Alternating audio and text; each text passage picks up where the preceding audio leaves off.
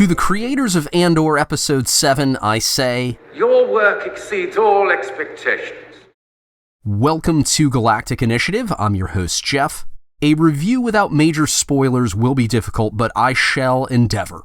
Although it was devoid of action, this installment was packed with plot points. Compliments to the writers. From early episodes, they resumed subplots that I feared lost. Bix, Marva, and B2 returned. Flashbacks to separation and death, defining features of Cassian's childhood, progressed. Clone troopers. More on them later. Mon's clandestine activities ramped up. Luthen shared his perspective on rebellion. Dedra overcame a rival with cunning and eloquence. Vel and Cinta were briefly seen. Luthen's assistant Clea enlarged her part. Cyril joined the vast Imperial bureaucracy. A second mention of Cassian's sister, finally.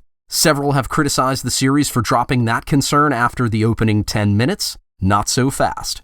Cause and effect, concepts absent from the Book of Boba Fett and Obi-Wan Kenobi, have expanded logically and incorporated surprises in Andor. The writers presented a reasoned sequence of events from news of the Emperor's crackdown, to the antique shop where Mon was panicked but Luthen was strategic, to Ferrix, Aldhani, and Niamos, where Imperial forces acted on the Casus Belli, to Tay's guardedness, to Bix's fear and frustration, to Marva's defiance, to Dedra's fast and loose interpretation of an emergency act, to Cyril's determination. Episode 7 interwove episodes 1 through 3 with episodes 4 through 6 to increase the story's conflicts. Developments paralleled the British Empire's relations with its North American colonies after the 7 Years' War. From the rebels, we must recruit and inflame at any cost to expose the Empire for its tyranny and rally the majority to our freedom movement. From the Imperials, we fought an expensive war for the safety of all our subjects, yet the 13 colonies oppose our efforts to budget and maintain order with scorn and insurrection. They must suffer consequences to discourage further disruptions. A strong hand is needed. Very interesting stuff. A minor yet recognizable character from the Clone Wars, Rebels, and Episode 4, Wolf Yularen, made a cameo. Enemies from Rogue One, Shore Troopers, and KX security droids.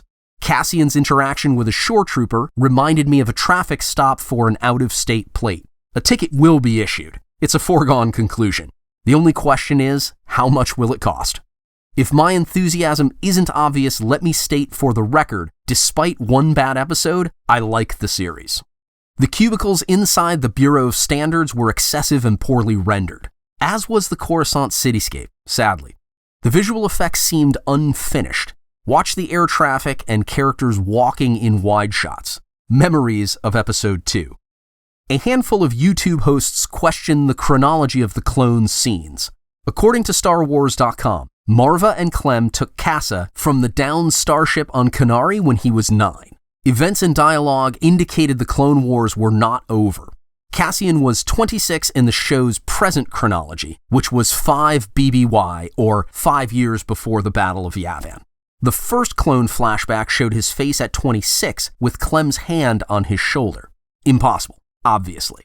Simple subtraction from 26 years old places the scenes 14 years after the Clone Wars. In that case, yes, the clones' presence broke canon.